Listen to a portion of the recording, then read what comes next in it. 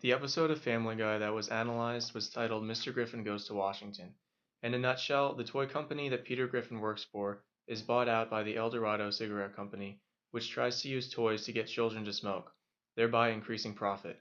Peter is promoted to president of the company for his cooperation and goes to Washington, D.C. to convince Congress to reverse the new anti-smoking bill. We will look at 3 scenes from this episode.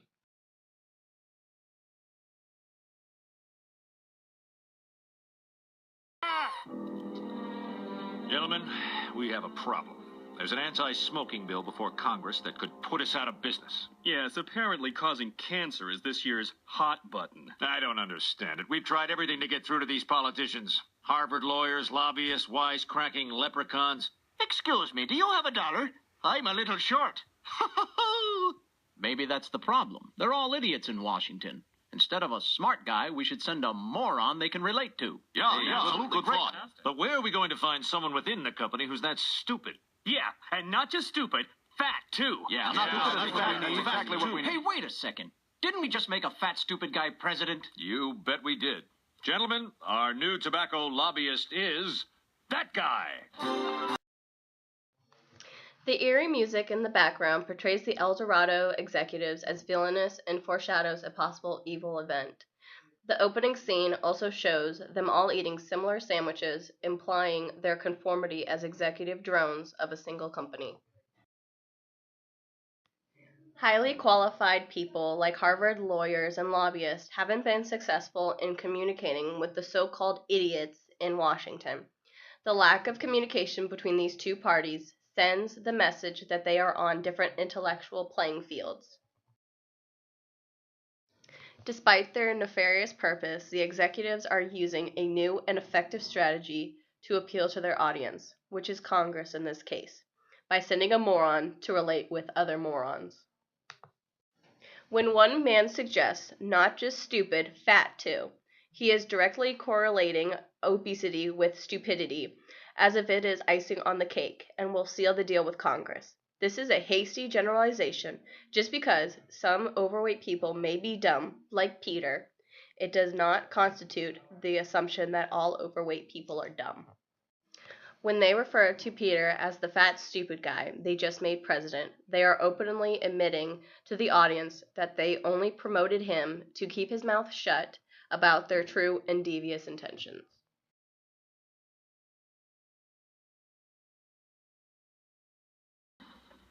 Excuse me, Al Gore, George W. Bush? Yes? Yes. Oh, great. And what's your friend's name? Dick Army.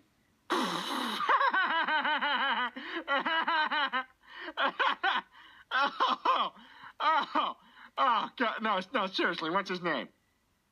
Dick Army.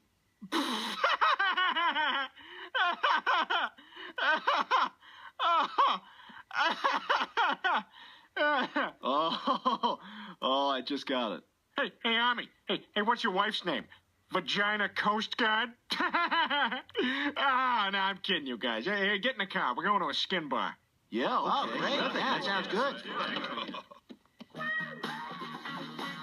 Oh, my God. Oh, my God. Oh, my God. Oh, my God. I don't know what happened. Oh, it's okay. It's okay, Senator. This girl didn't have a family. It'll be like she never existed. Now, grab a hold of yourself. All right. Now listen. You may have killed her when you shoved all those dollar bills down her throat. You may have killed her when you hit her with the stool. I don't know. I'm not a doctor. But I'll tell you what didn't kill her. Smoking. You have our support, Griffin. The fact that Peter was able to drive right up to major political figures, including the president, is not realistic and was probably convenient for the progression of the episode. However, it could also represent the general idea that all that politicians do in DC is stand around doing nothing.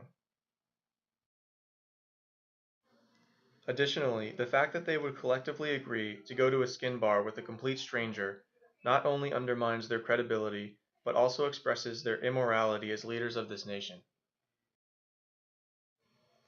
When Peter says, "This girl didn't have a family, it'll be like she never existed," this implies that the life of a stripper holds zero value in mainstream society, and on top of that, her death also means nothing since no one will care about it or be emotionally affected by it.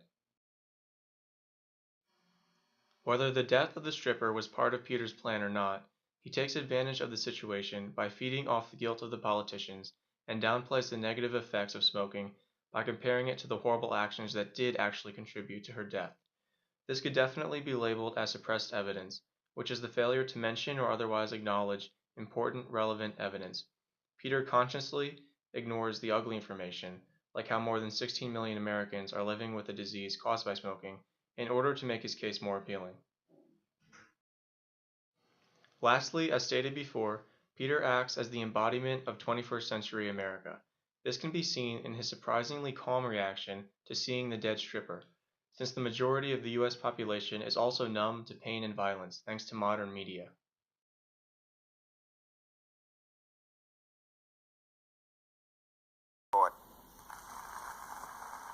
Ladies and gentlemen of Congress, I am here today to talk to you about smoking. Oh, please, Peter, do the right thing. I know a lot of you are already on my side.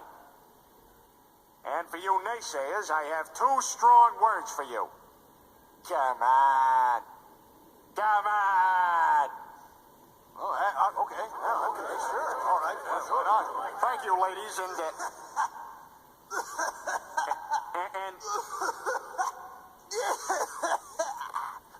Baby needs to suck ash. Baby needs to suck ash. Not ass, you pervert. Save it for the interns. Is that a baby? Oh my God, that's Stewie. Lois was right. Children under 4 shouldn't smoke. Look, I don't care about this stupid job anymore. Cigarettes are bad. Mr. Griffin is right. Smoking is a horrible vice. It shortens life expectancy and pollutes our air. And according to recent polls, air is good. Cigarettes killed my father and raped my mother. Gentlemen, I propose we send a message to tobacco companies everywhere by fining the El Dorado Cigarette Company $infinity billion. That's the spirit, Frank. But I think a real number might be more effective.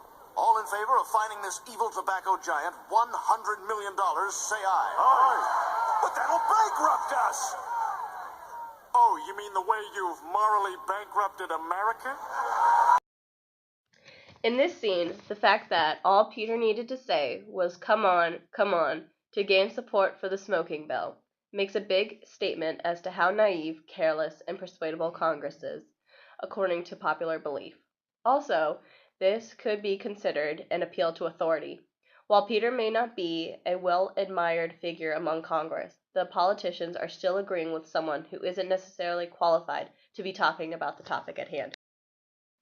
The same message is applied when Peter is able to sway Congress in the opposite direction just seconds later. Peter finally opposes child smoking only when he sees how Stewie, his son, has become addicted and is suffering the consequences. Going along with the theme of Peter embodying America, he represents society as a whole. Most of us only become seriously concerned about an issue when it threatens or affects the people we love. Peter's final zinger about how El Dorado morally bankrupted America not only labels smoking as a health issue, but as an ethical one as well. In the end, two powerful messages are effectively portrayed. The first is a sense of unity and family. Peter cared about Stewie enough to sacrifice the best job he will probably ever have. The second is the obligatory moral message.